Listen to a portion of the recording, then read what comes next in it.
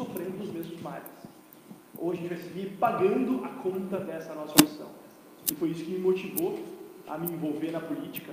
Eu vim mais do campo do ativismo no terceiro setor e da academia. Eu sou professor de ciência política e teoria do Estado. Por mais que, obviamente, naturalmente, eu sempre tive um interesse pela política desde a adolescência. E no início da minha vida adulta, eu tive o início de uma tentativa de me envolver com a política por meio do movimento estudantil, e logo me frustrei tanto e criei uma algeriza tão grande que aquilo me repeliu da política por aí cerca de 10 anos. Aliás, exatamente 10 anos, tá? Porque eu entrei Porque eu entrei na faculdade em 2003 e, como eu disse, eu fundei o NOS aqui no Rio Grande do Sul em 2013. Então, eu imagino que muita gente tenha uma situação e uma trajetória parecida com a minha. De, poxa, eu quero fazer alguma coisa para mudar a realidade do meu país. Eu estou inconformado com a situação do meu país, mas eu quero distância disso tudo que eu vejo aí. Quero distância do carguismo, quero distância dessa mentalidade de curto prazismo, de que é tudo ou nada a cada eleição e que a gente não pode construir um projeto de longo prazo. Muita gente me falou quando eu saí do PSL, como bem disseste, quando eu fui informado, na verdade não fui informado da filiação do PSL, mas fui informado do Bolsonaro. Fui informado de que haviam articulações muito fortes. Eu falei, não, se tem isso, eu tô fora. Primeiro porque eu não entrei na política para ficar lidando com caciquismo, a minha caneta tem mais tinta, então é ela que escreve por cima. E, obviamente, eu, como liberal, como alguém que acredita na liberdade por inteiro, como alguém que acredita tanto no liberalismo político quanto no liberalismo civil e econômico, eu não podia ser complacente e conivente com a presença de uma liderança tão forte e que confronta tão claramente todos os valores que eu defendo, que não são valores que eu tive por uma inspiração divina, ou porque eu achei legal, ou porque eu achei bonito.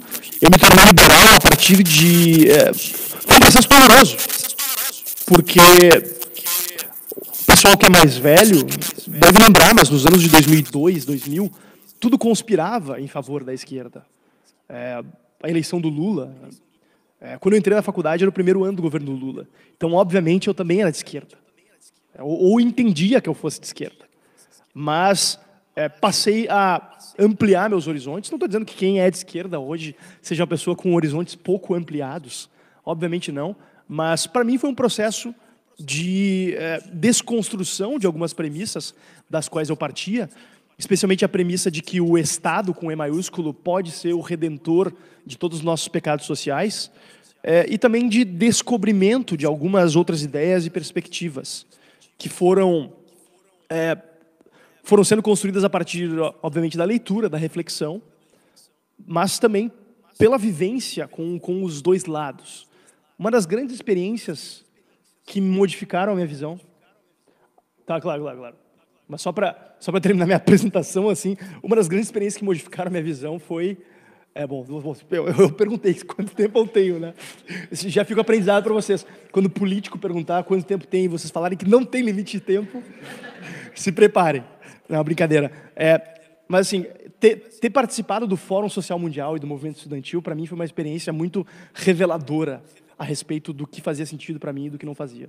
Mas acho que é isso aí. Vamos bater um papo aí para poder conhecer melhor. E além do Fábio, então, a Luciana Genro, que é graduada em mestre em Direito. Luciana foi deputada estadual eleita e reeleita, deputada federal também reeleita, candidata à presidência da República e nas eleições de 2018, novamente eleita deputada estadual pelo PSOL. Iniciou carreira no PT, mas foi expulsa por divergências dentro do partido.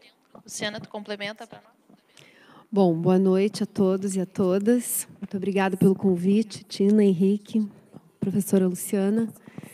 Eu, primeiro, sou graduada aqui na Unicinos, de São Leopoldo, mas na Unicinos, e sou mestre em Filosofia do Direito na USP. E tudo tardiamente, porque fui eleita deputada a primeira vez com 23 anos de idade. Quantos anos você tem, Fábio? Eu acho que tu chegou perto aí do tempo, da vida com a minha militância. Eu tenho 47 anos e sou militante desde os 14 anos de idade. Eu comecei minha militância no movimento estudantil secundarista, no Colégio Júlio de Castilhos, depois na universidade, e depois no PT, como militante mesmo, partidária. Me filiei no PT também bem cedo, aos 14, 15 anos de idade. E fui expulsa do PT em 2003, no final do ano, depois de uma longa luta enfrentando o governo Lula e as medidas que vinham sendo tomadas, que eu, Heloísa Helena, Babá e outros éramos frontalmente contrários, né? E já na campanha anterior, né, de 2002, a gente já vinha alertando, né? Eu, como candidata a deputada federal, eu já tinha sido deputada estadual por 2 mandatos pelo PT e era candidata a deputada federal pelo PT também. E, na própria campanha, eu já vinha falando sobre os desafios que estavam colocados, né, para um governo como o do Lula. E eu costumava dizer que o Lula ou ele ia cumprir o compromisso com os mercados, que estava simbolizado naquela famosa carta ao povo brasileiro, onde ele se comprometeu a manter os acordos com a FMI, a manter a política econômica do Fernando Henrique, ou ele iria cumprir os compromissos de mudança que ele estava fazendo com o povo. E, de fato, a gente viu tudo o que aconteceu, né? Lamentavelmente, as grandes mudanças que se esperava que ocorressem com o PT não ocorreram, embora tenham ocorrido algumas mudanças, né? Mas elas não foram suficientes para mudar a estrutura política e econômica do país a ponto de evitar que nós chegássemos a uma situação como estamos agora. Eu acredito que a política ela não deve ser encarada como uma carreira. Por isso, eu nunca gosto quando falam ela começou a sua carreira. Entendo que vocês usem essa expressão porque ela é muito usada, mas eu não encaro a política como uma carreira. Eu acho que a política é uma militância. A política ela tem que ser movida por ideias e não por um desejo de ascensão, porque uma carreira é isso, né? A gente entra numa carreira universitária, por exemplo, pensando em se projetar, pensando em eventualmente ganhar mais, embora esteja cada vez mais difícil, né? Uma carreira numa empresa, né? Uma carreira profissional é uma carreira onde a gente está buscando subir, digamos assim, né? Ganhar mais, se projetar mais e, obviamente, fazer algo que a gente acredita e gosta também. Mas eu acho que a política não pode ser vista assim. Eu acho que a política ela precisa ser vista como um instrumento de intervenção na realidade. E sempre que me perguntam, né, algum jovem que está iniciando, né, a se interessar por política, e ele me diz, como é que eu faço para entrar na política? E eu sempre respondo, primeiro, tu tens que saber qual é o teu ideal, quais são as ideias que te movem para entrar na política. Né? Porque se o teu objetivo for simplesmente te eleger, ser um vereador, ser um deputado, tu vai ser só mais um político igual aos outros. Né? E, infelizmente, a maioria é assim. Nesse aspecto, eu concordo muito com o Fábio. Eu acho que a política atrai... não que sejam pessoas piores, mas é que a política acaba aparecendo como uma oportunidade de carreira, até porque ela é bem remunerada em comparação, né, com os salários da maioria do povo. Então, ela acaba atraindo gente que não tem necessariamente ideias para defender, e sim interesses para defender. E a maioria dos políticos está na política defendendo interesses. Né? Eu sempre me pautei pela defesa das ideias, né? E acredito que, a partir das ideias e a partir de uma organização do povo, das mulheres, né, dos trabalhadores, LGBTs, da negritude, enfim, dos diversos segmentos que compõem o nosso povo, a gente pode fazer com que essas ideias ganhem força e se transformem em realidade. Né? Então, a política parlamentar ela é apenas, ao meu ver, um acessório para que nós possamos ajudar a organizar a juventude, os trabalhadores, o povo em geral, para defender os seus interesses. Porque as mudanças sociais que todos nós almejamos, independente da direção que a gente queira que essas mudanças caminhem, elas só acontecem a partir de forças sociais organizadas, né, do povo mobilizado, organizado, defendendo essas ideias, onde os parlamentares são porta-vozes, são auxiliares nesse processo, né, mas não são, de forma nenhuma, o mais importante na política, e sim essa organização social que parte do movimento estudantil, do movimento popular, do movimento comunitário, do movimento do sem-teto, enfim, das mais diversas formas de organização que cada vez são mais variadas, que estão surgindo e que são fundamentais para que a população possa tomar a política nas suas próprias mãos e não deixar ela exclusivamente nas mãos dos políticos que estão nos cargos públicos. Muito obrigada. Quero frisar, então, que além da gente estar deixando eles relativamente à vontade para falar, vocês também, se tiverem dúvidas, em qualquer momento, levantem a mão, façam a pergunta. A ideia é que vocês interajam bastante.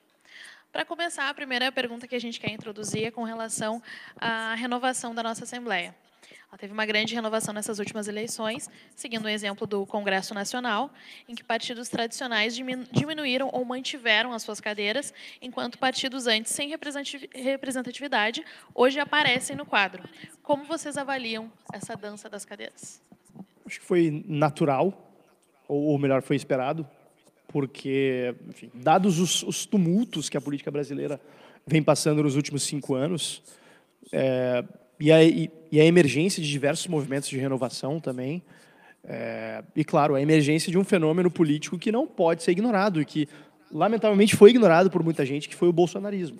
Um fenômeno político que teve uma repercussão eleitoral imensa, inclusive na Assembleia, em boa parte escorado naquela insistência em ignorar e em ridicularizar. Não só o próprio Bolsonaro, que obviamente tem posições ridicularizáveis, e que é uma figura, enfim, já teci diversas críticas a ele e sigo tecendo, apesar de, obviamente, torcer para que ele possa implementar algumas reformas fundamentais que o nosso país precisa passar, mas o fato é que foi uma resposta, quer dizer, ele se beneficiou de ser um intérprete de vontades e manifestações da sociedade. Isso refletiu também na Assembleia, onde PSL e DEM elegeram 6, e diversos partidos, especialmente de esquerda, mas também os partidos tradicionais de centro, acabaram caindo muito nisso. Eu acho que a mudança foi até pequena em relação à necessidade, né? E acho que foi uma mudança, em alguns casos, até para pior, em outros casos, uma mudança cosmética, né? Por quê? Porque esse sentimento de mudança que moveu o voto no Bolsonaro, e eu concordo com o Fábio de que isso foi decisivo, esse sentimento foi manipulado pelo Bolsonaro, porque ele, de fato, não representa uma mudança, né? O Bolsonaro, ao meu ver, né, é um político que representa o que tem de mais velho na política. Ele representa, e ele próprio diz, né, e alguns políticos, deputados, até eleitos agora na Assembleia, repetiram isso, que querem voltar ao Brasil de 40, 50 anos atrás, né? Então, de fato, não é uma mudança essa emergência do Bolsonaro, embora ela seja movida pelo sentimento de mudança, né? Eu acho que o Bolsonaro se aproveitou desse sentimento, né, para trazer de volta pautas e bandeiras que são formas de manter o status quo e não de mudar o status quo. Embora ele tenha um estilo descontraído, né, que pareça que ele é um cara, né, legal e diferente, que ele não é um político tradicional, mas ele está na Câmara Federal há 30 anos, né, praticamente com pouquíssimos projetos, repetindo práticas muito, muito antigas, como essa de receber auxílio moradia tendo casa para morar, né? Repetindo práticas de intimidação também, como a que ele fez com a repórter da Folha de São Paulo, quando ele disse que usava o auxílio moradia para comer gente, né? Ou quando ele chamou uma deputada de vagabunda, ou disse que ela não merecia ser estuprada porque era feia, né? Então, isso não tem nada de novo, na realidade, né? Isso é uma velha política muito homofóbica, muito machista e muito antipovo, né? Então, de fato, não tem novidade, mas ele conseguiu, com muita esperteza, né? E muita técnica de comunicação também. Não é à toa que o filho dele está indo no aniversário do Steve Bannon nos Estados Unidos, que é o principal mentor aí do Trump, né, que é outro estilo, né, do mesmo estilo do Bolsonaro, e que com essas técnicas de comunicação conseguiu construir essa imagem dele como algo, né, como uma grande novidade.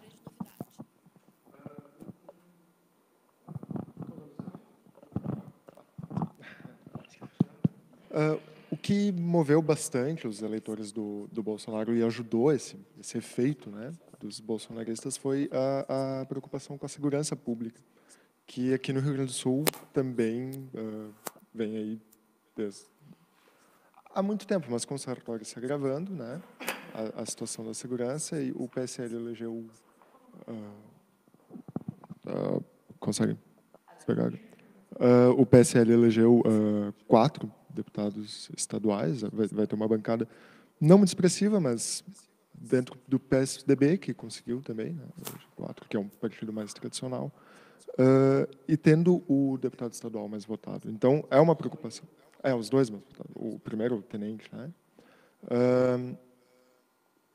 Então, como vocês avaliam a situação da segurança pública aqui no Estado? Eu acho que é bom abrir com as propostas, as ideias que vocês, para, enfim, tentar resolver esse problema. Bom, segurança pública, de fato, é um tema extremamente complexo, né? E eu tenho me dedicado a estudar um pouco isso. Inclusive, meu trabalho de conclusão de uma especialização que eu fiz em direito penal foi sobre a questão da maconha e da discriminação e dos impactos que isso teria na segurança pública, né? Porque eu acho que, de fato, o primeiro tema que a gente precisa abordar quando fala de segurança pública é a chamada guerra às drogas, né? Essa guerra às drogas é uma falácia, né? No mundo inteiro, ela fracassou, e se transformou, de fato, numa guerra aos pobres, numa guerra aos negros, né, numa guerra à periferia.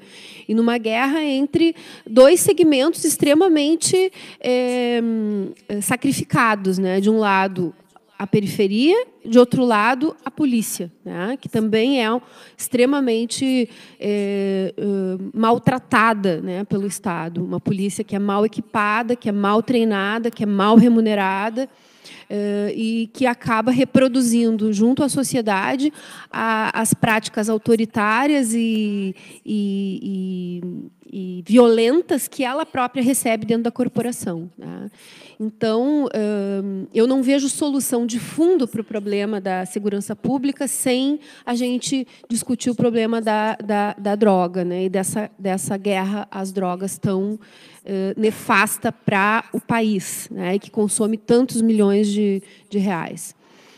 O outro aspecto fundamental é que o Bolsonaro cresceu numa realidade que é muito verdadeira de medo das pessoas, né? O medo do assalto, o medo da morte, o medo, né, da violência. E, de fato, a violência tem aumentado e isso é resultado também da crise social, né? Não só da crise econômica, mas da crise social do país, do esgarçamento do tecido social, da desestruturação das famílias, né, da falta de perspectiva para a juventude, do tráfico como um aliciador de jovens, né, que não têm perspectiva de futuro e que acabam entrando, né, nas gangues em busca não só de dinheiro, mas de pertencimento, de engajamento numa causa, né?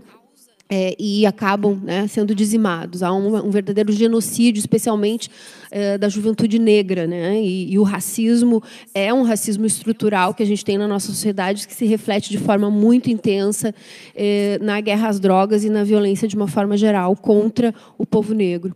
E aqui no Rio Grande do Sul, em especial, nós temos um problema muito concreto, que é a nossa brigada militar, com muito menos efetivo do que seria necessário, com salários muito rebaixados, com equipamentos já defasados, tem policial trabalhando com colete à prova de bala vencido, né?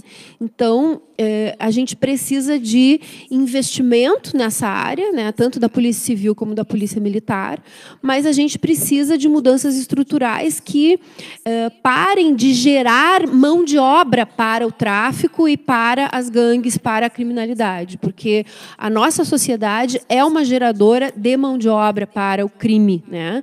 E os nossos presídios, o nosso sistema prisional é outro elemento fundamental, né, de geração dessa mão de obra, porque o jovem que cai lá dentro do presídio, ele é obrigado a se engajar numa facção, né? Porque senão ele não tem comida decente, ele não tem proteção, ele não tem sabonete, ele não tem coisas básicas para sobrevivência dentro do presídio que o Estado não fornece. Concretamente, são as facções que controlam os presídios, né? No Brasil inteiro, e aqui no Rio Grande do Sul não é diferente. E controlam a partir da precariedade que existe nesses presídios, porque se o preso não se aliar com a facção, ele não tem como sobreviver ali dentro.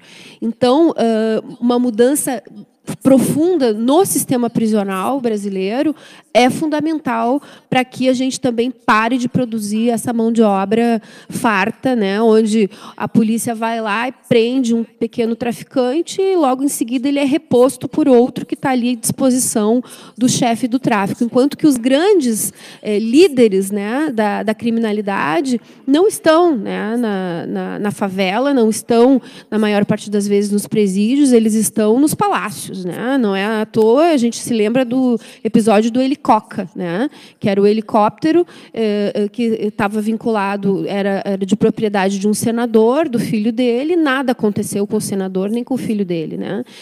Os grandes traficantes são muito ricos, eles não estão morando na favela. Né? E a política, dentro da política tem envolvimento, dentro das empresas, dos grandes negócios. Né? O tráfico é um negócio que movimenta milhões, bilhões, trilhões. Tá? E, portanto, é preciso seguir a trilha do dinheiro também. Isso é que é fundamental, por isso, muito importante uma polícia que, de fato, investigue. E, no caso, especialmente dos homicídios, né? Que é o principal medo das pessoas é morrer na mão de um bandido. Né? Só que, concretamente, quem está nos presídios não são os homicidas, né? São os traficantes. Então, ao invés da polícia buscar se dedicar à investigação e à elucidação de crimes contra a vida, ela está envolvida nessa guerra às drogas que acaba gerando mais homicídios, né? Porque grande parte dos homicídios também está relacionado com a violência do tráfico e da guerra das gangues.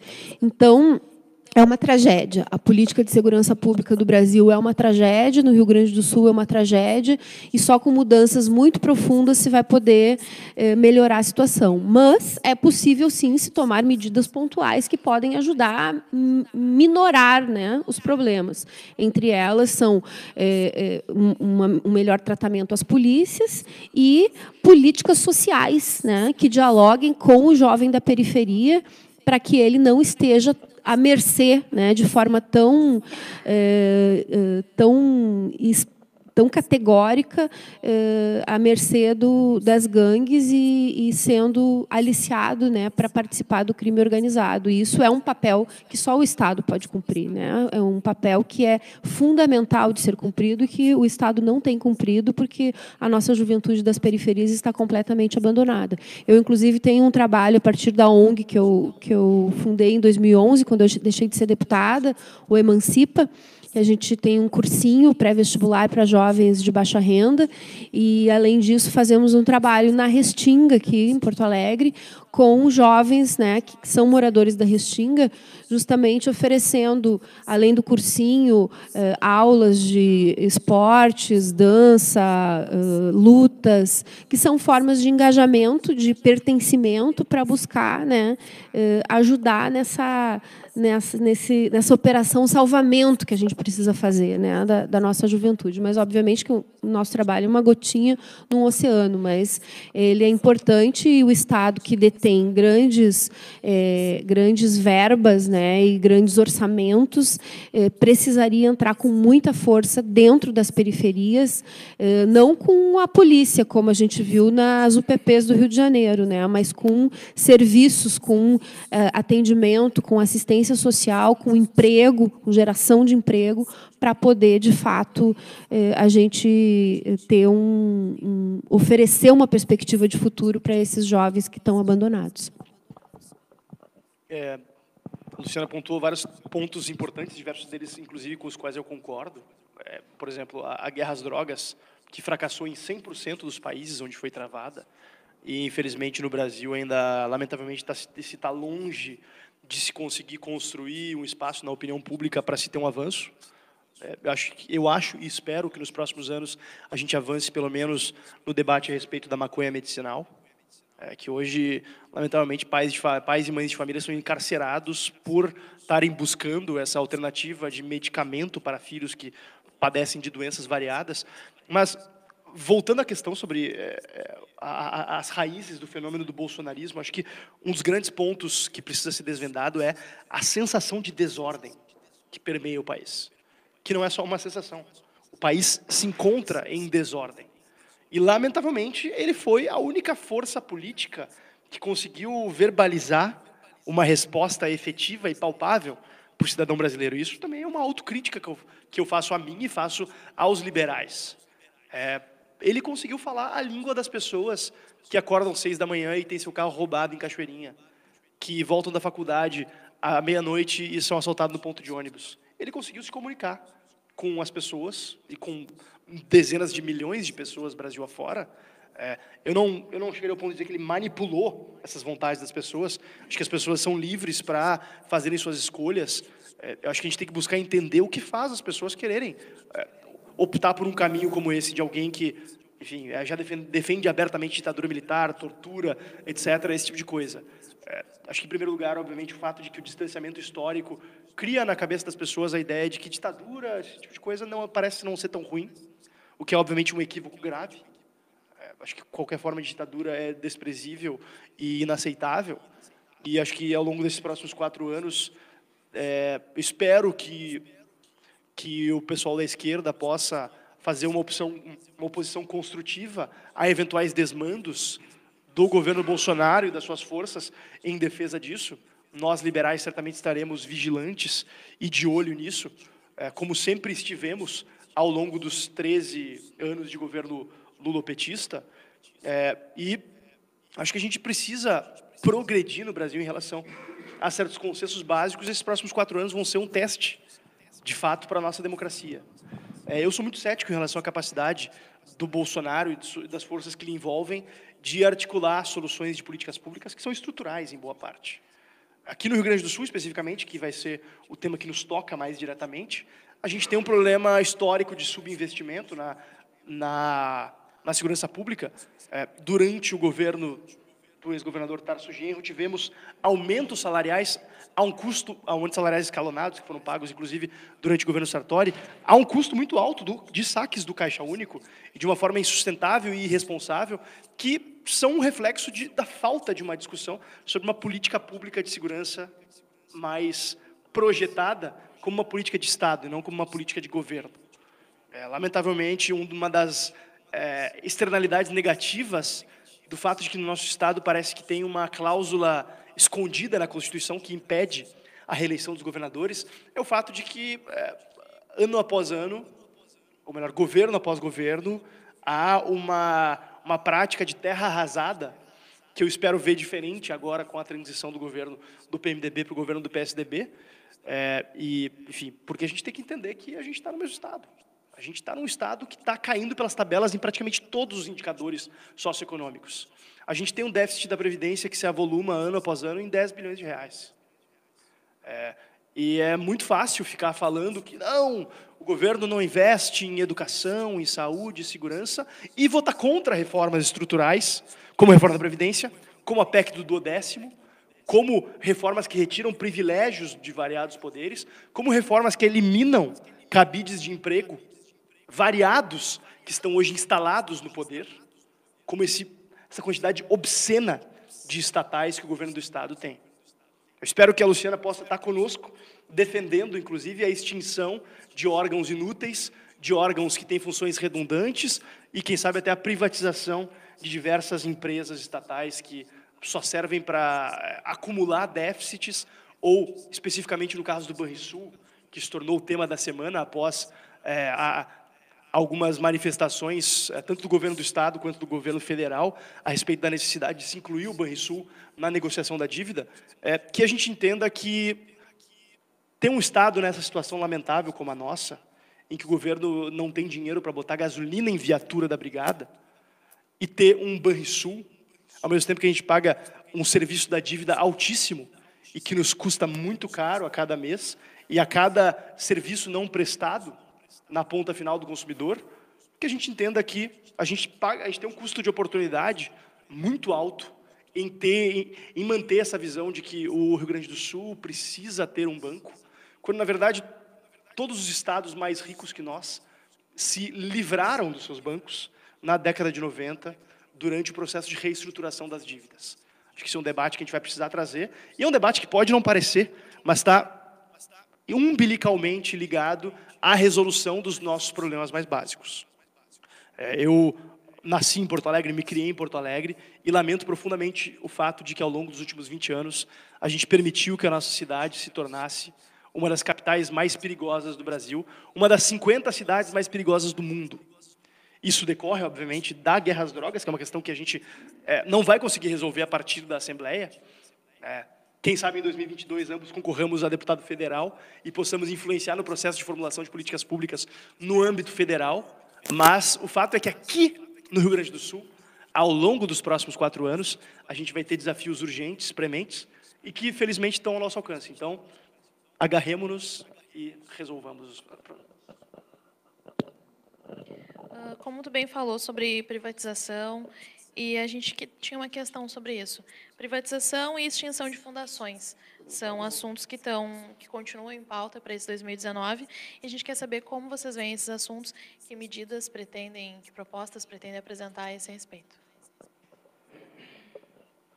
Bom, a estrutura do governo do Estado hoje ela é formada por cerca de 30 órgãos, entre secretarias, fundações, autarquias, empresas de sociedade de economia mista. A imensa maioria delas se desvia das funções mais básicas e essenciais do governo do Estado. Dentre elas, a função mais óbvia, que eu acabei de ressaltar aqui, que é a garantia da segurança pública, que é a atribuição constitucional, por essência, do governo do Estado. Garantir a ordem e a segurança pública dentro da nossa circunscrição. E o governo do Estado do Rio Grande do Sul tem perdido a guerra para o crime sistematicamente.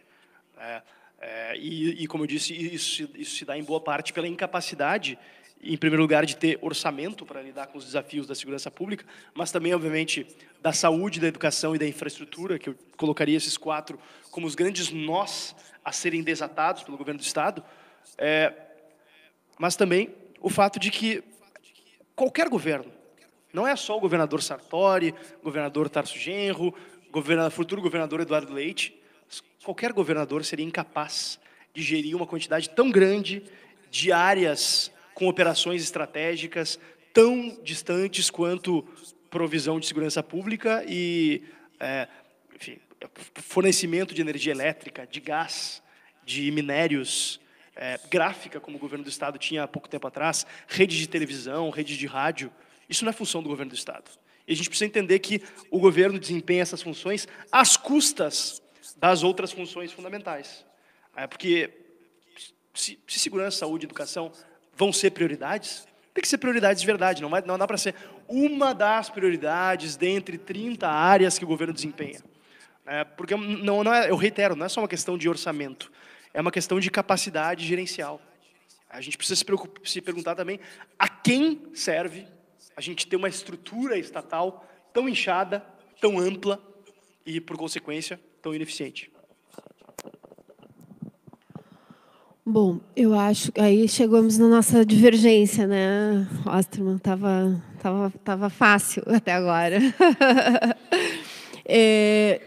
Primeiro, eu acho que o Banrisul não é uma estatal inútil, né? Eu acho que um banco ele é muito útil para um Estado. É verdade que o Estado pode sobreviver sem ter um banco, tantos outros que já perderam os seus. Mas ter um banco onde o Estado é acionista majoritário dá ao Estado a possibilidade de implementar políticas públicas que são de interesse do povo. Tá?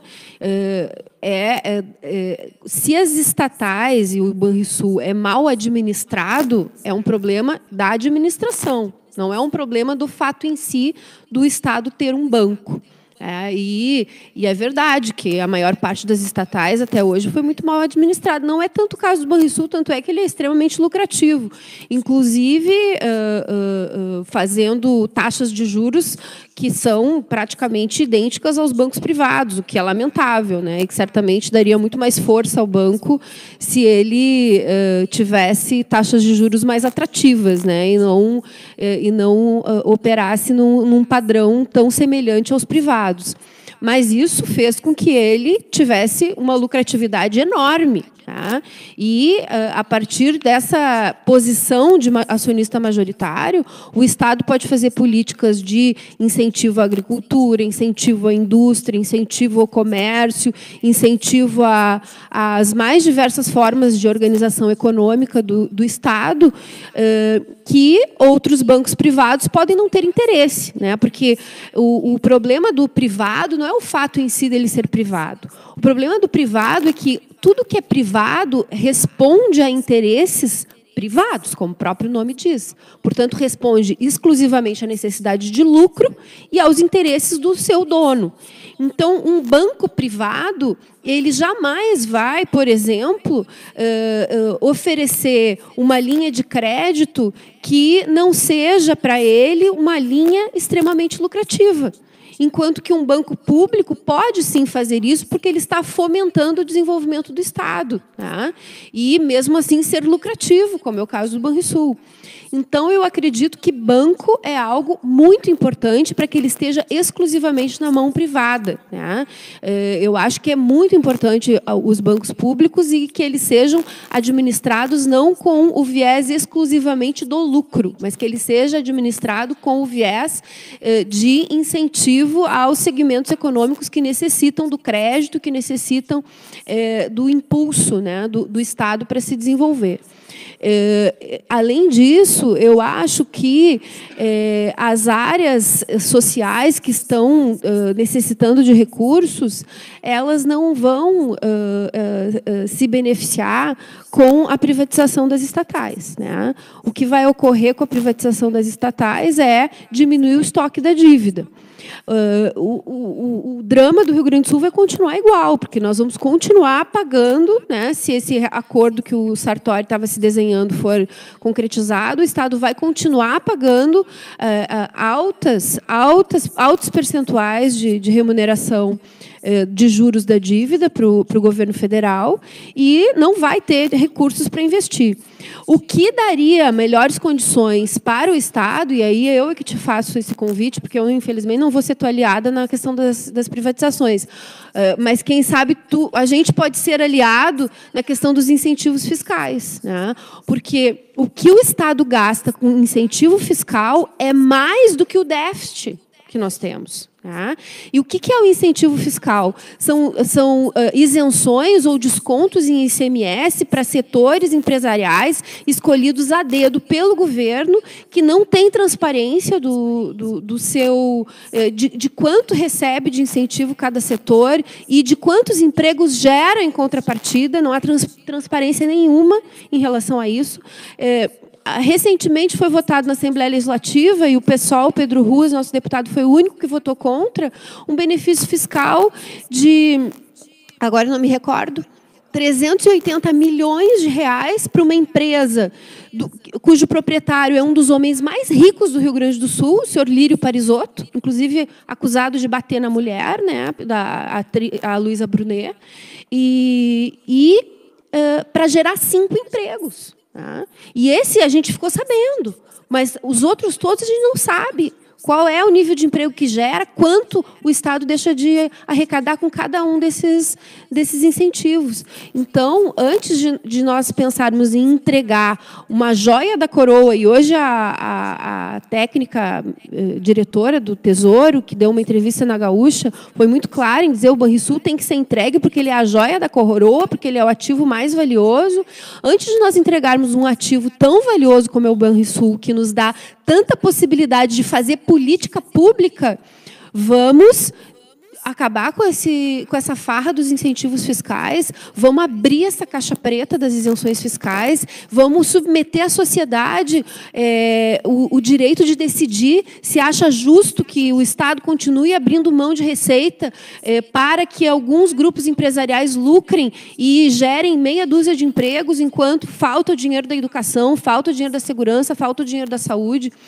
Até porque, no caso das estatais, por exemplo, da FEE, que era também outra fundação extremamente importante, porque ela elabora números e estudos a respeito do PIB do Rio Grande do Sul e tantas outras coisas que já agora não temos mais, os funcionários não foram demitidos. Então, o gasto que o governo tinha com a FEE praticamente continuou o mesmo. E os funcionários altamente qualificados que produziam esse material fundamental para o conhecimento a fundo do Estado estão agora espalhados por várias secretarias sem terem as suas capacidades realmente aproveitadas. Né? Assim como uma televisão, a TVE, né?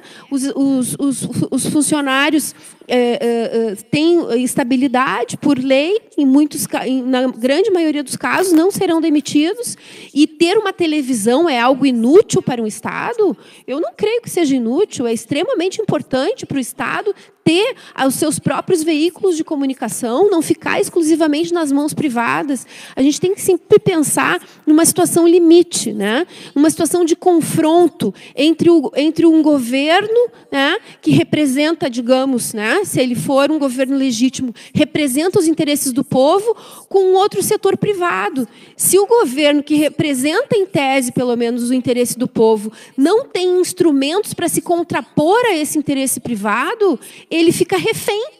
Né? Por isso, a área energética, a área da água, né, são setores estratégicos onde o governo não pode ficar refém, o Estado e, portanto, o povo não pode ficar refém dos setores privados. Por isso que eu serei contra as privatizações e espero que eu possa estar aliada com o Fábio para a gente abrir a caixa preta dos incentivos fiscais. Interessante, dá para desenvolver um pouco mais?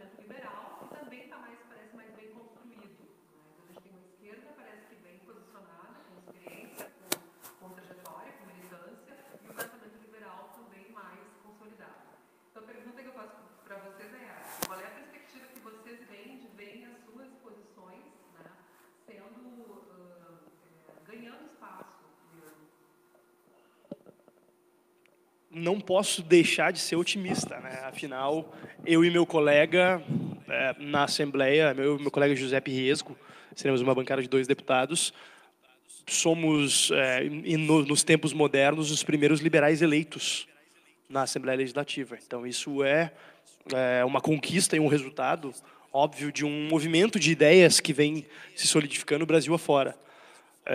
Acho que a gente deve ter um espaço interessante para avançar pautas liberais e liberalizantes, pelo fato de que esse é mais um governo que chega com opções cada vez mais escassas em relação a como desatar o nó do déficit público. Eu e a Luciana temos visões diferentes a respeito da realidade fiscal do Estado. Isso ficou bem claro aqui, né? Benefício fiscal, eu concordo. A gente precisa ter transparência, a gente precisa ter critérios objetivos na concessão e um debate mais amplo. Não tem que ser porque é amigo do governo, porque bate ou não bate em mulher, enfim. Não tem que ser esse o critério. O critério tem que ser objetivo e tem que ser critérios técnicos, se a gente for conceder benefícios fiscais. Mas, me desculpe, o benefício fiscal ele nunca pode ser calculado com base naquilo que o Estado abre mão de arrecadar, porque, muito provavelmente, boa parte dessas empresas que se instalam aqui, se não tivessem esse benefício fiscal, não se instalariam. Então, a gente não pode simplesmente falar que, não, o Estado deixou automaticamente de arrecadar, porque benefício fiscal é basicamente uma política que eu considero estruturalmente equivocada.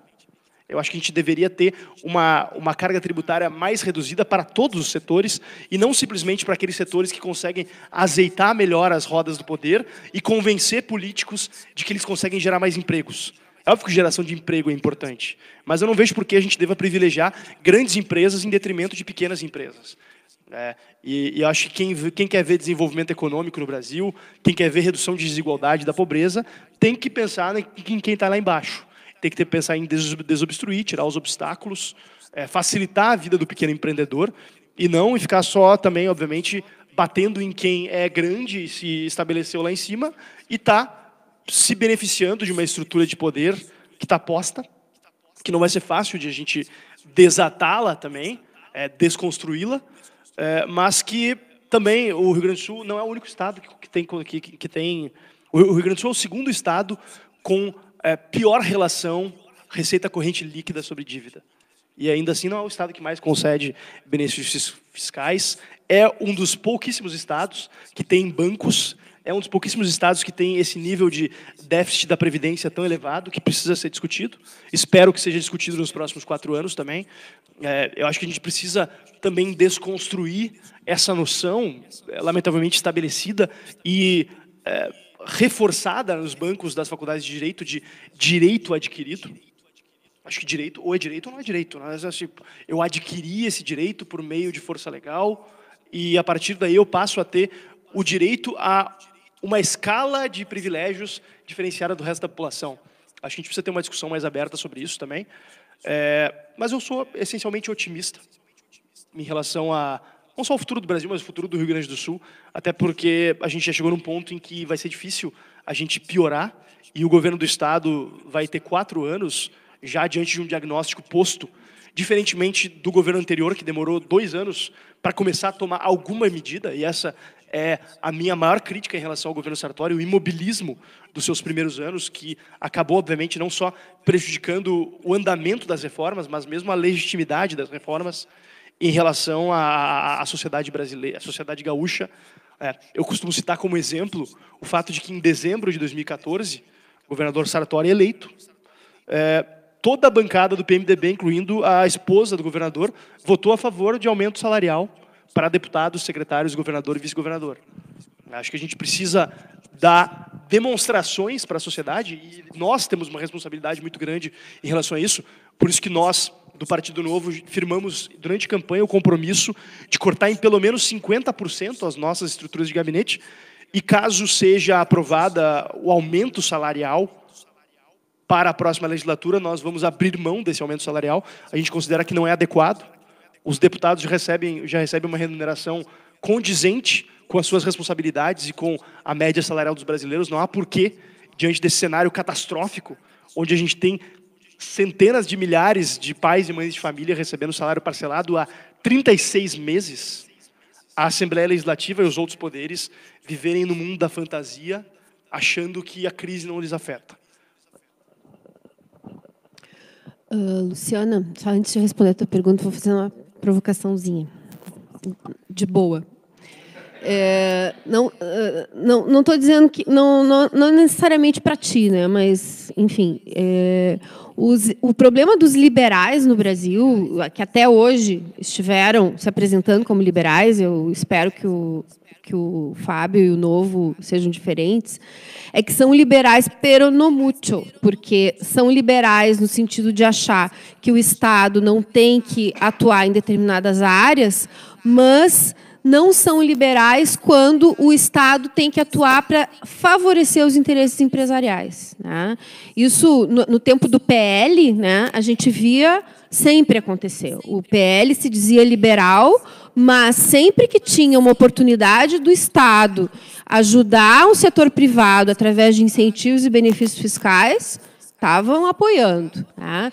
E o problema é que os incentivos fiscais, eles não são dados apenas para empresas que estão se instalando no Rio Grande do Sul.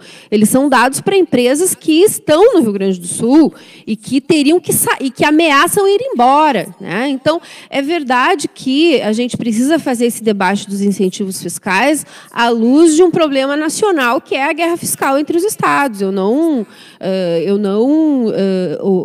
nego isso. Por isso que eu não digo que tem que acabar com tudo, tá?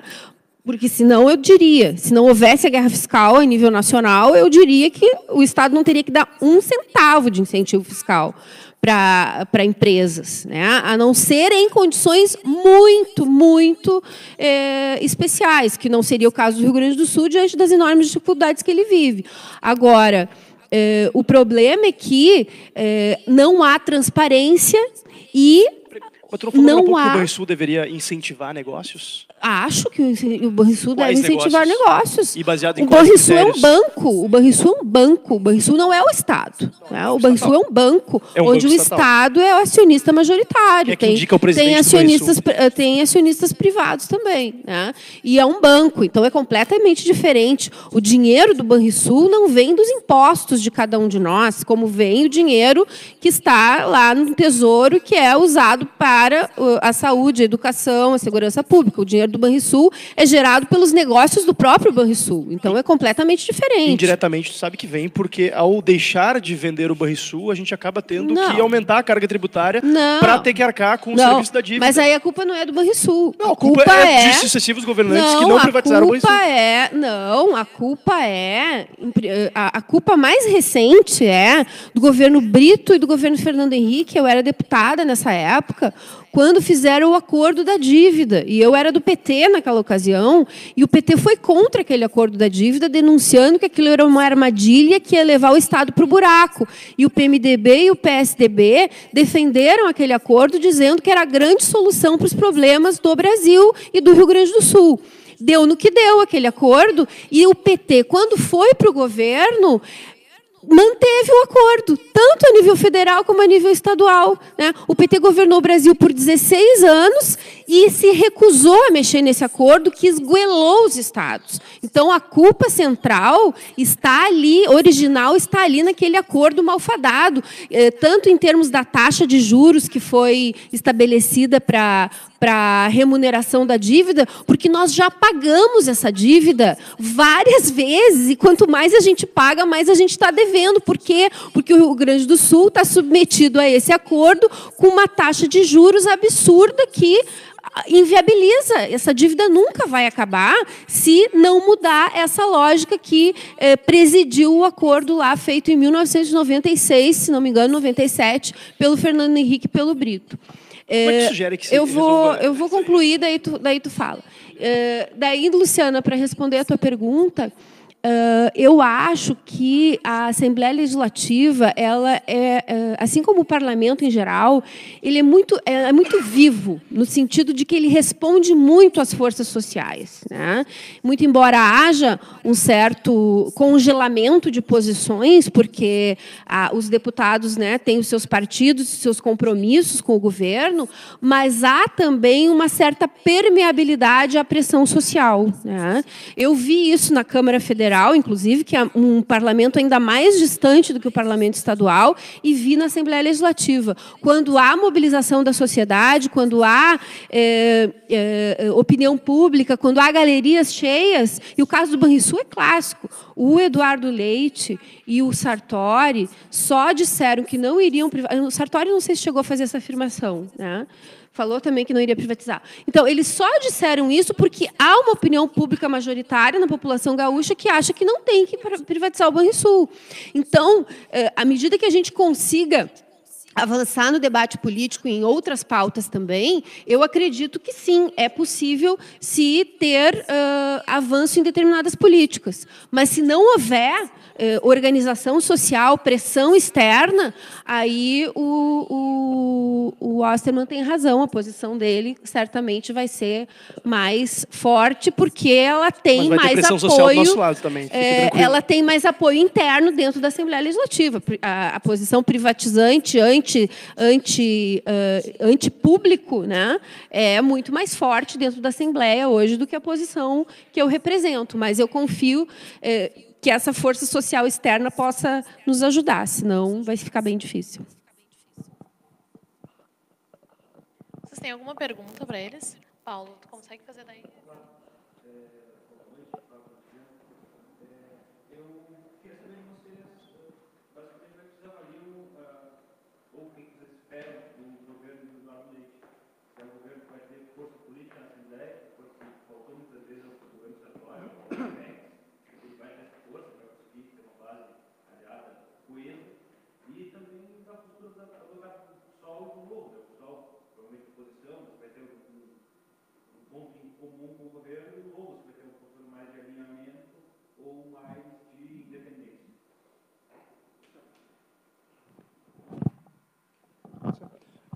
Nós vamos ser independentes, tu já deste o caminho.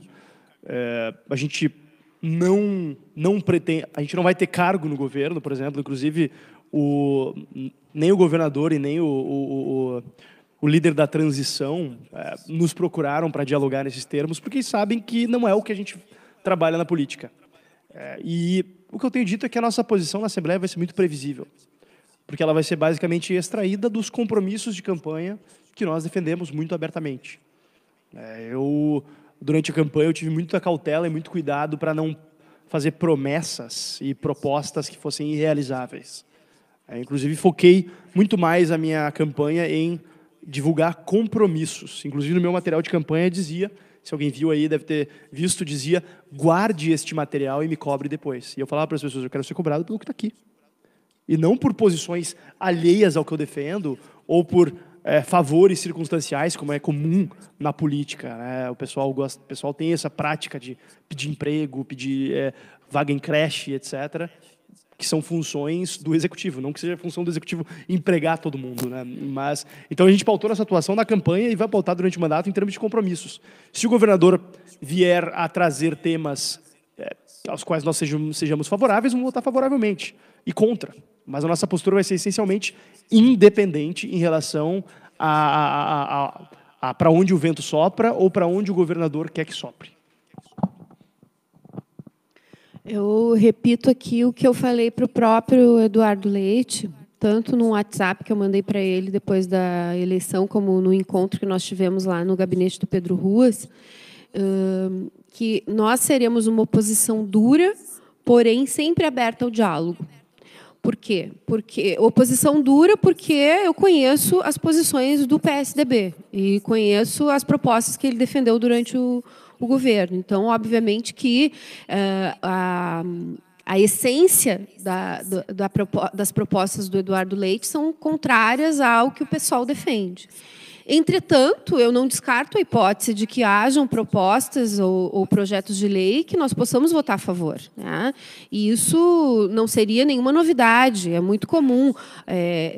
O Pedro Ruas, por exemplo, votou algumas vezes a favor de algum projeto do Sartori. E, geralmente são projetos de menor importância, menor repercussão, porque as linhas mestras fundamentais do governo são contrárias ao que nós nós pensamos, né? Mas eu tenho a expectativa de que o Leite seja um governador que dialogue, né? E que não reproduza aqui no Rio Grande do Sul os atropelos e os ataques que nós vamos, infelizmente, ver o Bolsonaro fazer a nível nacional. Eu fiquei muito feliz, talvez seja a palavra, quando o Leite não se alinhou cegamente ao Bolsonaro, né? Embora ele tenha aberto voto ao Bolsonaro, e acho que é lamentável, mas ele não tinha outra saída, né? Porque toda a coligação dele apoiava o Bolsonaro. Mas ele não fez o que o Sartori fez, né? Que mudou até o nome dele para se parecer com o Bolsonaro, virando Sartonaro. Então, obviamente que, à medida em que ele se distanciou do Bolsonaro, ele abre a possibilidade de que haja um caminho para dialogar sobre determinados temas, né, que venham a se desenvolver nos debates políticos do Estado. Mais alguma pergunta? Sasso.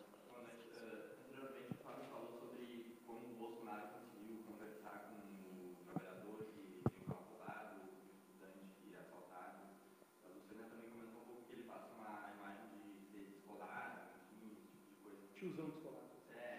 E essa linguagem me parece que funcionou muito bem, né? Que conseguiu conversar com públicos que talvez não, o público majoritário de vocês que não se enganaram, talvez seja universitário, né? Uma linguagem diferente, mais acadêmica. Então, queria saber qual a importância que vocês viram no uso dessa linguagem, o que vocês aprenderam com isso, como vocês pretendem trabalhar isso nos próximos períodos eleitorais. Boa pergunta. Eu não sei,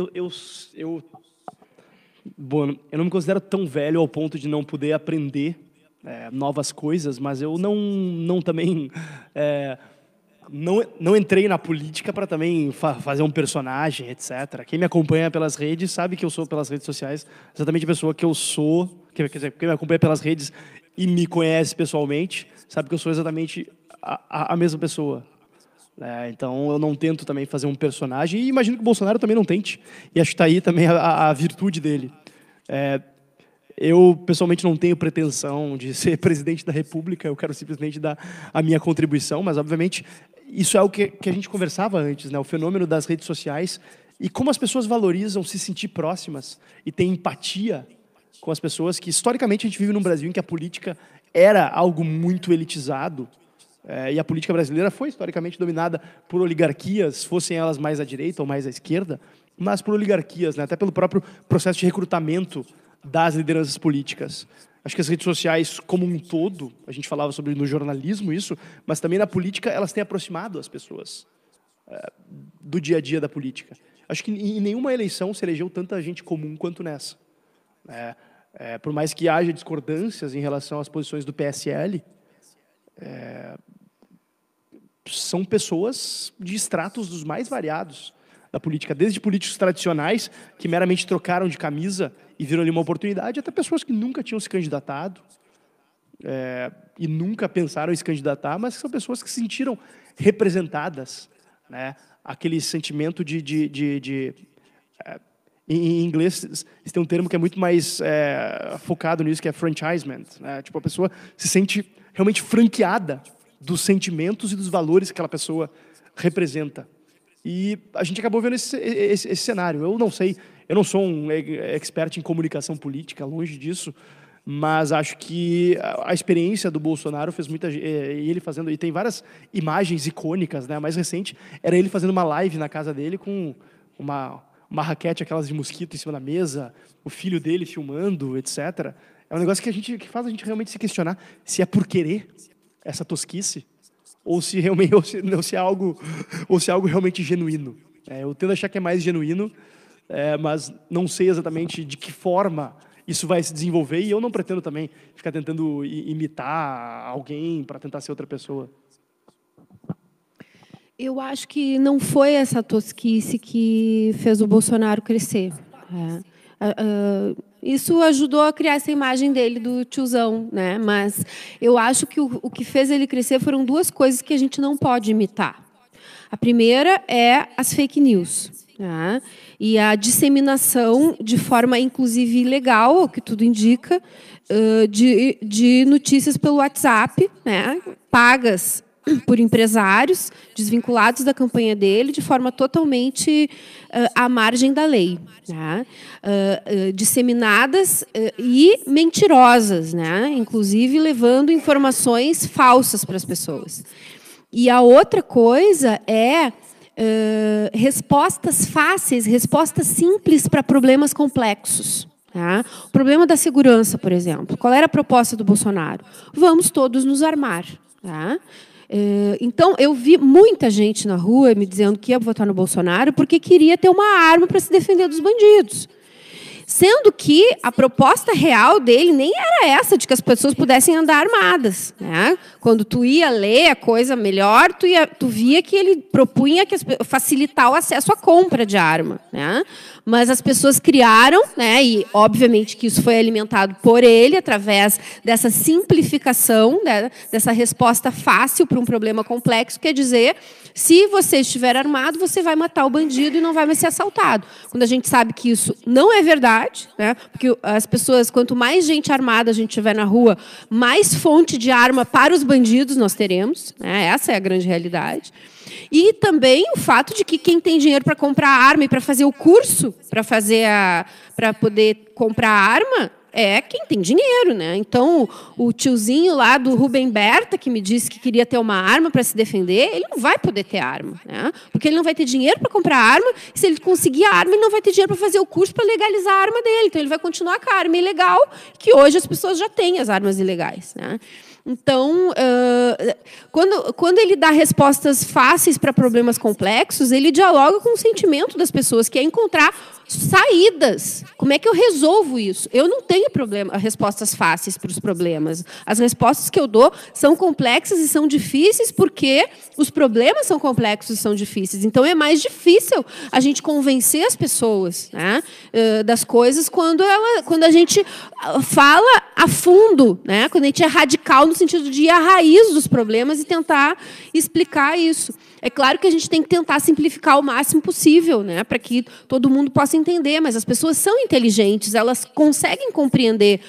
O problema é que elas não têm também muito acesso à informação qualificada, né, porque o Facebook hoje virou agência de notícias. Então, a pessoa me diz assim, eu sei que é verdade porque deu no Facebook. Né, e não há nenhum tipo de filtro a essa informação, nenhuma forma de checagem. Inclusive, uma das coisas que eu quero estudar é essa possibilidade que as empresas de telefonia têm de vender pacotes de internet, de telefone, onde, por exemplo, uma rede social é liberada, né? Ou o Facebook ou o WhatsApp, o acesso é liberado.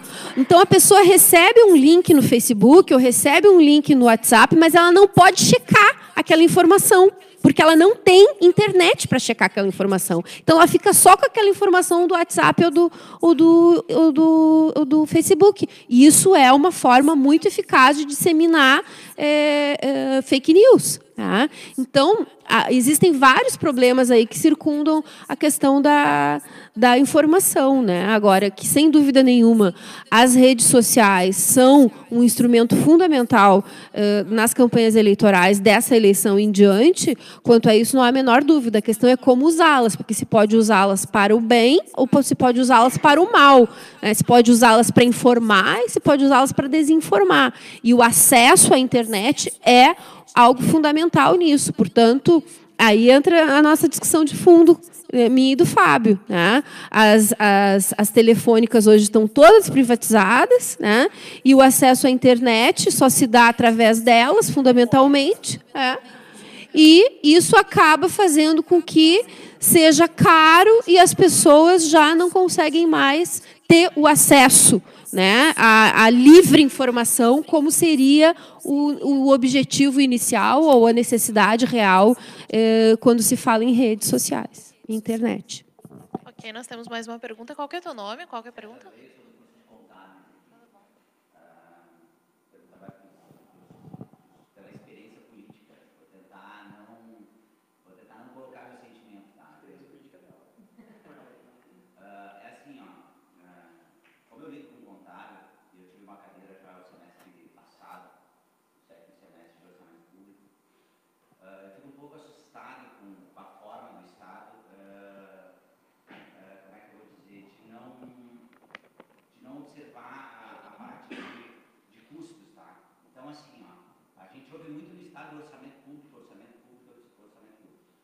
estudamos aqui, todos nós estudamos, e N pessoas passam por faculdade, acredito que vocês também já passaram, e a gente sempre bate muito no setor privado, quando tu entra dentro de uma empresa, ou quando tu vai desenvolver o trabalho, tu tem que, a ideia sempre é custo, e aí eu volto a perguntar lá do incentivo fiscal, assim, eu não vejo problema nenhum em incentivo fiscal, desde que esse incentivo fiscal apareça em algum momento para a sociedade. E eu não vejo, ao mesmo tempo, uma força do governo que isso apareça. E eu vou te dar um exemplo. Defina aparecer para a sociedade. Não, segurança, né? Devolver segurança, saúde, né?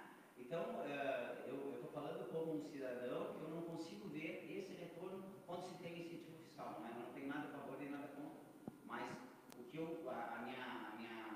meu raciocínio é assim, os políticos quando assumem, existe uma predisposição, alguma coisa que eles queiram ou tentam fazer no sentido de controlar o gasto, de reduzir, de olhar para o Estado, ou entram lá e não conseguem, e uma outra coisa, e a política toma conta, e não só olha, porque hoje a gente gera tudo em cima de custo, em cima de despesa. Eu me sinto uma fábrica de imposto, vou ser bem sincero.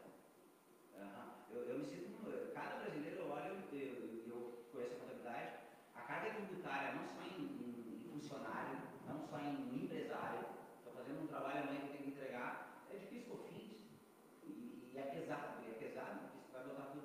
E aí eu fico pensando assim, pô, mas a política em si, não só a nível estadual, mas no Brasil, ninguém se preocupa com isso. A gente entra e sai de eleições com o pessoal debatendo o porquê que o cara botou no Face, porque a gente está em 2018, né? O negócio é o seguinte, é custo, entendeu? É despesa, é dinheiro.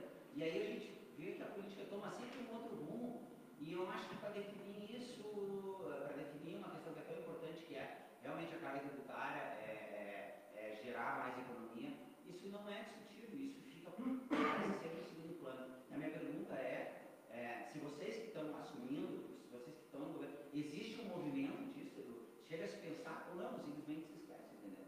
E o que dá para se fazer no sentido de melhorar, no sentido, eu não sei se eu me coloquei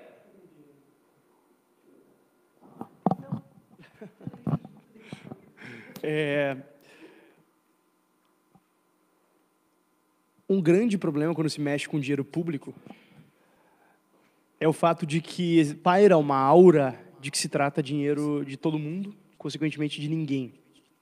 Em boa parte, por uma questão de incentivos, porque o gestor público raramente ele perde o emprego quando ele faz uma má gestão, e muito menos ainda ele é punido por conta disso, né? Enquanto que numa gestão privada, enfim, se um executivo é responsável por quebrar a empresa, na melhor das hipóteses ele perde seu bônus, na hipótese mais provável ele é demitido e ostracizado do mercado. No setor público não acontece isso.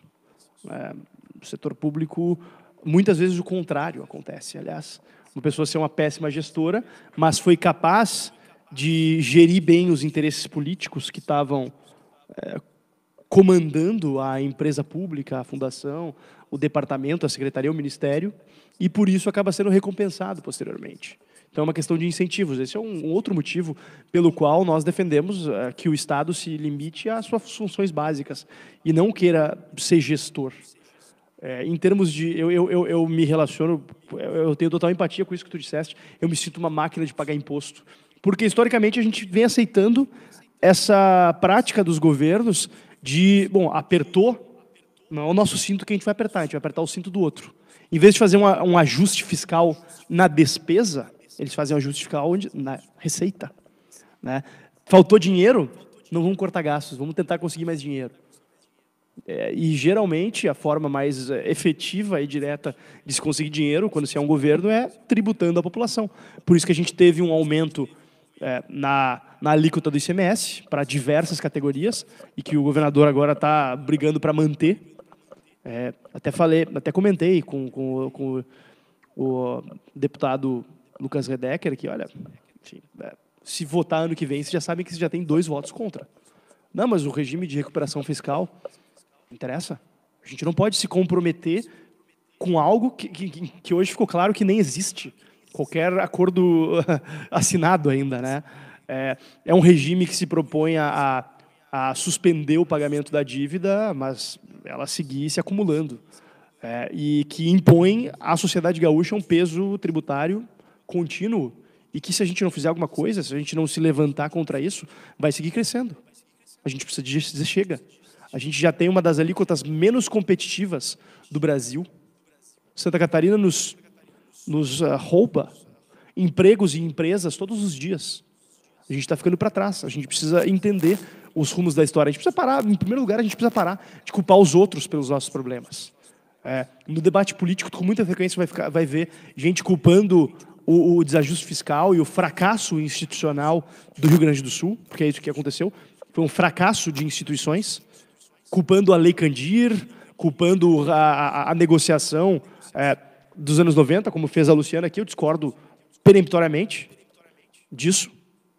Acho que existe uma dívida e ela precisa ser paga. Não é simplesmente parando de pagar que vai...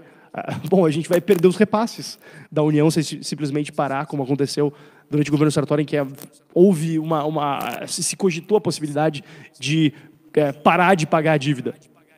Existe uma dívida, acho que a gente precisa assumir, a gente precisa, como gestores públicos e representantes do povo do gaúcho, a gente tem que ter vergonha na cara de entender que a gente não pode mais empurrar com a barriga essa situação.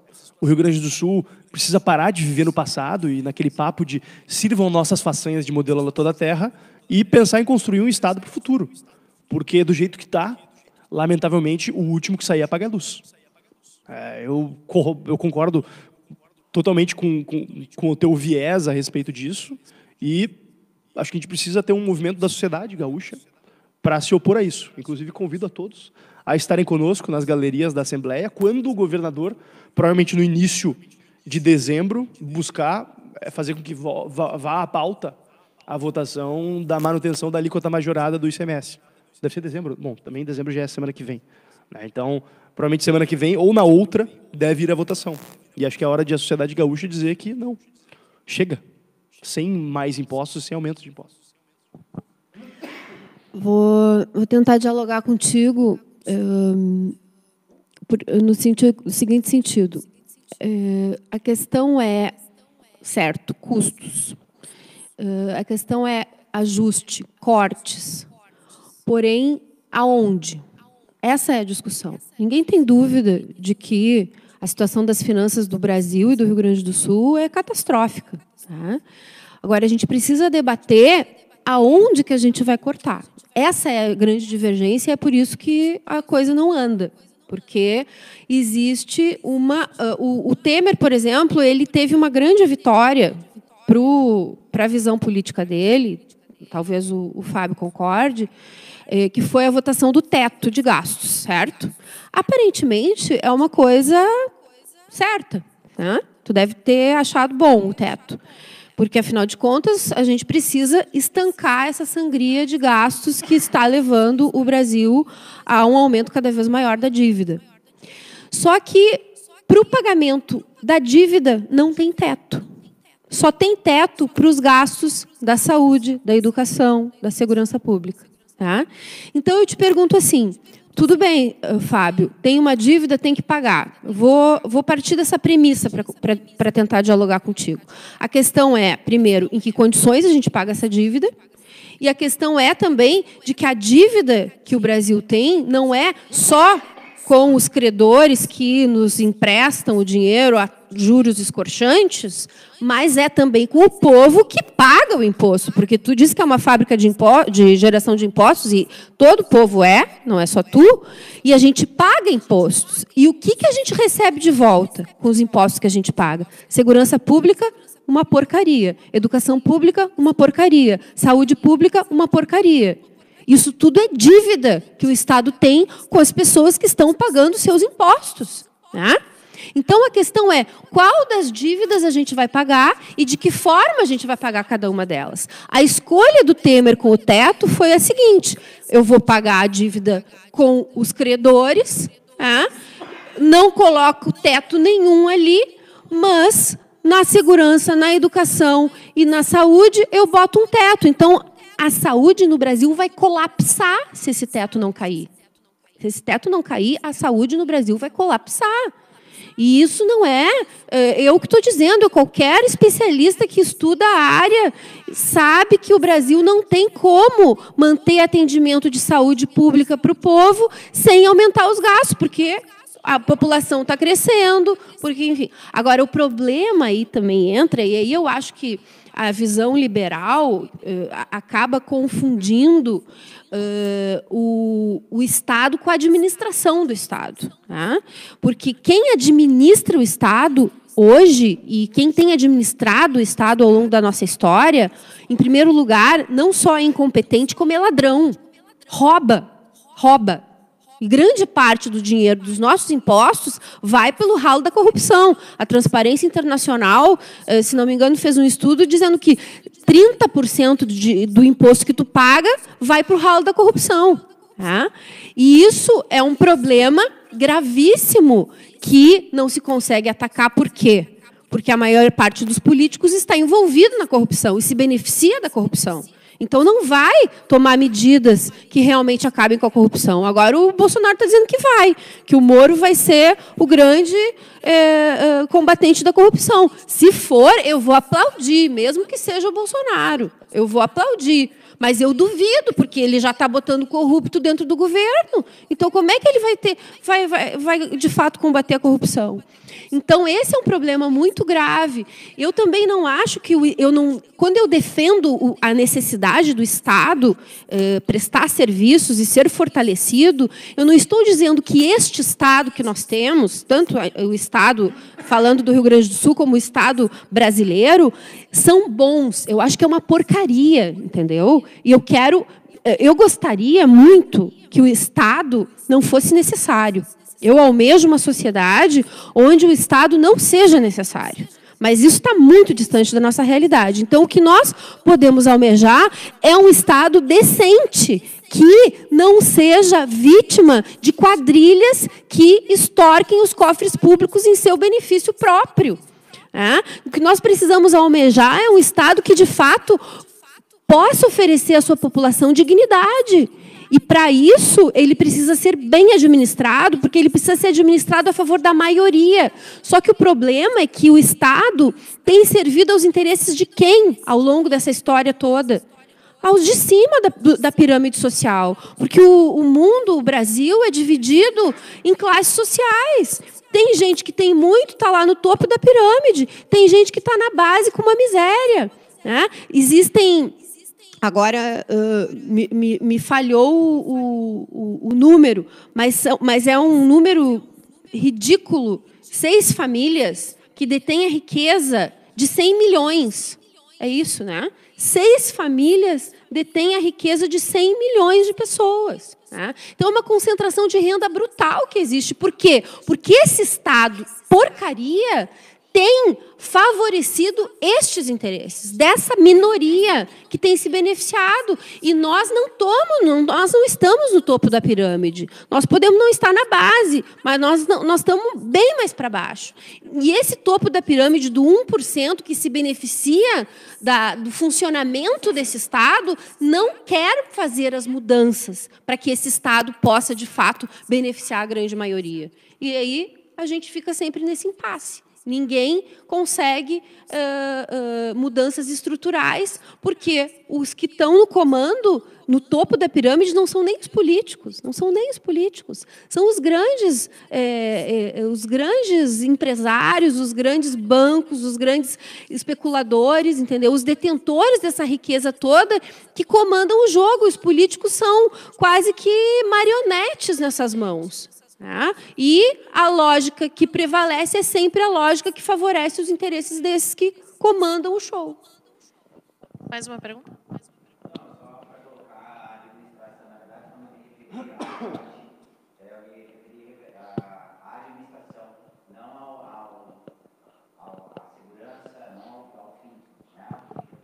Mas a administração é isso também. Grande parte dos gastos com o funcionalismo público é com policial, é com professor, é com médico, é com enfermeiro. Essa burocracia que tu te refere, ela é um percentual pequeno em relação ao conjunto do funcionalismo. A maior parte do funcionalismo está na ponta, está prestando serviço para a população. Então, quando tu fala em cortar a máquina, tu está falando em cortar saúde e educação, porque é a grande parte da máquina que mais consome dinheiro. E é necessária, não tem como cortar. A sobre-representação de atividades de meio sobre o fim é um problema. Tudo bem, é uma grande parte da administração, mas o dinheiro vai para um cofre só. E desse cofre ele é expedido. Existem orçamentos, que vocês sabem muito bem melhor que eu, que a partir daí esse orçamento sai. E não sai desse orçamento. Aí tá. A questão toda é que a gente gera imposto, entra para uma máquina, para um cofre só, e esse cofre não redistribui para o Hospital Conceição, para o posto da Bom Jesus. Essa é a questão. E aí o meu questionamento é, eu tenho 47 anos, entra e sai política, eleições, e ninguém se detém nisso. Se detém é que o cara não fez, ou que o cara fez, ou que o cara deixou de fazer, porque ele falou no WhatsApp, no Facebook, e o imposto está comendo todo ano. Esse é o meu sentimento. E foi essa a minha pergunta. Se não existe um movimento de quem assume, de quem está, para tentar mudar esse cenário, porque eu não consigo mudar. Eu consigo votar, votar para tentar fazer que alguém me represente e veja por esse lado, mas há anos não se consegue isso. Eu te respondi exatamente nesse tema. Tu tem mais uma pergunta, Eduardo? Pode falar. Não, nessa faixa de corte de gastos e reduzir despesas, uma proposta basicamente unânime. Acho que quem não falou, no caso da presidência, eu acompanhei muito mais os debates. Quem não falou, eu acredito que concorda, que tem que cortar benefícios político e gastos necessários. A questão é, todos falaram que vão cortar, que tem que reduzir, que é mamata, que não sei o quê. Ninguém falou como. Eu pergunto, agora teve também uma maior renovação, eu acho, que teve nos últimos tempos de congresso. Como fazer para que as pessoas que recebem esses benefícios cortem seus próprios benefícios? Porque no final das contas, querem cortar os benefícios, mas quem tem o poder de cortar os benefícios é quem recebe. Não tem uma outra maneira de cortar gasto dessa forma. Então, muito dinheiro não vai querer reduzir o seu próprio salário. Como fazer para atingir essa proposta? É a unanimidade que todo mundo quer, que seria uma grande alternativa para precisar cortar saúde, educação e segurança, seria cortar benefício. Mas como fazer? Porque ninguém sabe como fazer isso. Não sei se vocês têm uma ideia dessa forma, porque essa renovação pode ajudar nisso também. Justamente, é justamente nessa questão, né? Entra o corte, teto de gasto para saúde, educação e segurança e aumenta o salário de juiz e ministro, sabe? É contraditório as coisas. E os deputados estaduais, né, na questão estadual, agora o nosso judiciário vai querer que o efeito cascata seja automático, que não passe por essa. Dá para vocês passar por essa questão. Se puderem responder, então, essa Eu vou última propor pergunta. que a gente já encerre, Isso, então, isso, pode isso. ser? Uhum. Eu já respondo e já me despeço. Isso, ótimo. Tá. O problema é o seguinte, só com a intervenção popular. Eu acho que, se a gente olhar para o Brasil, o mais recente que a gente teve e de força foi junho de 2013. Né? Junho de 2013 foi um momento fundamental de tomada de consciência do povo da sua própria força, que foi às ruas, despertado por uma coisa pequena, digamos assim, em relação ao todo, que é o aumento de tarifa, mas que tomou proporções gigantescas e revelou pautas muito maiores do que a passagem do ônibus. Né? Que resposta foi dada a junho de 2013 pelo governo do PT? Nenhuma. Por isso, inclusive, o Bolsonaro cresceu, a extrema-direita cresceu, porque sempre onde a extrema-direita cresce, há uma esquerda que fracassou. Fracassou. Tá? E a esquerda a velha esquerda brasileira fracassou. Teve 16 anos para governar e fracassou. E o momento auge do fracasso foi junho de 2013, que foi quando o povo foi às ruas e, ao invés do governo aproveitar aquela energia social, né, e aquela mobilização para ter mais força para fazer mudanças estruturais e colocar uma pauta, porque o movimento tinha uma pauta confusa, não tinha lideranças, por um lado bom, porque não tinha ninguém controlando, nenhum aparato, nenhum grande partido ali manipulando, mas, por outro lado, não tinha uma pauta clara e, portanto, não tinha força para impor a sua vontade, porque é preciso ter mobilização, é preciso ter pauta e é preciso ter lideranças que possam fazer interlocução. Tá? E, no caso ali, o governo, já que era um governo dito de esquerda, poderia ter ajudado naquele momento. Né? E a Dilma chegou a ensaiar uma proposta de constituinte da reforma política, que teria sido uma coisa... alguma resposta para, pelo menos, se mudar o sistema político brasileiro, ou se tentar mudar. E aí o Temer disse não, e ela já recuou, e nada, nenhuma resposta foi dada. Né? Mas eu acho que o que junho de 2013 nos deixa é esse potencial que tem a mobilização. Tá? E a organização do povo, porque só quando o povo interferir nessas votações e nesses momentos decisivos é que a gente vai conseguir derrubar privilégio de político, privilégio de banqueiro, privilégio de grande empresário, só com a intervenção externa, porque enquanto depender, de fato, desses políticos tradicionais que estão ali encastelados e defendendo essa política do jeito que ela é, nós não vamos mudar nada. Né? Mas, felizmente, eu acho que cada vez mais existe uma percepção de que a intervenção do povo é necessária na política. Né? 2013 mostrou isso e a gente precisa apostar nessa possibilidade.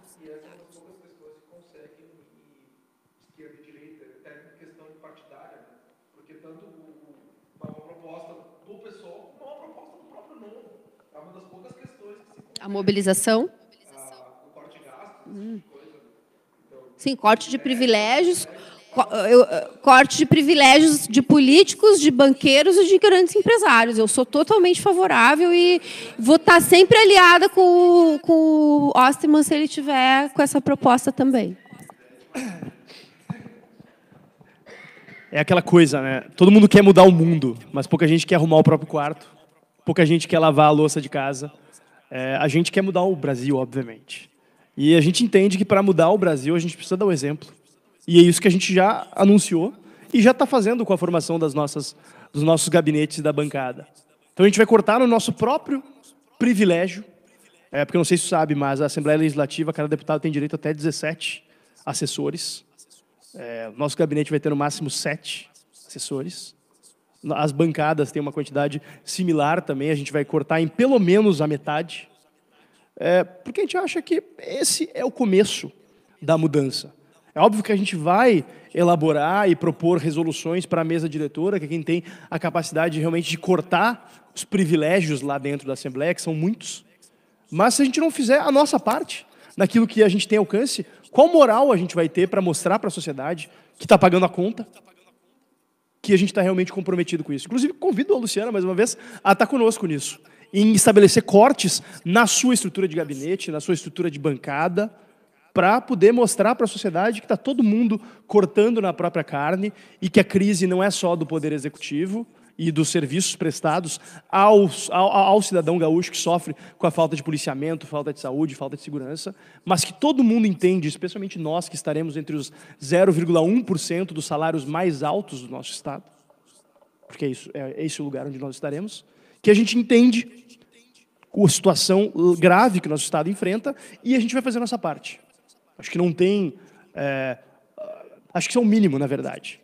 E, adicionalmente, fazer o devido confronto em relação aos privilégios usufruídos por diversas das carreiras. Por exemplo, deve ir à votação agora até o final do ano um projeto de lei que propõe a automaticidade no aumento do subsídio das carreiras mais altas do funcionalismo público. Mas, inclusive, eu estive na Assembleia semana passada manifestando minha contrariedade a isso e vi o deputado Pedro Ruas bradando com os servidores que estavam lá protestando pela aprovação disso que eles chamam de reposição. Bom, e a reposição de ser... mas são pautas que devem ir à votação juntas e eu espero que haja uma coerência da parte daqueles que querem um Estado com menos privilégios, com uma maior partição da crise, que não existe hoje, e que a gente teve uma limitação muito grande nisso com a não aprovação da PEC do 12º, que possibilitaria que os outros poderes também arcassem com sua parte no desajuste fiscal do Estado, porque é muito fácil os poderes ficarem se autoconcedendo aumentos e falando que, como eles têm autonomia orçamentária, eles não precisam se preocupar com a crise gravíssima do Poder Executivo. Mas difícil mesmo é dar exemplo e mostrar na prática que se veio para mudar não só as ideias, mas também as práticas do dia a dia da política. Mais alguma colocação? Então, a gente está encerrando aqui hoje essa conversa. Muito obrigada, Luciana, muito obrigada ao Fábio pela presença, por terem tirado esse tempinho para vir conversar com a gente. Boa noite, queridos colegas. Então, encerramos. Obrigado, boa noite.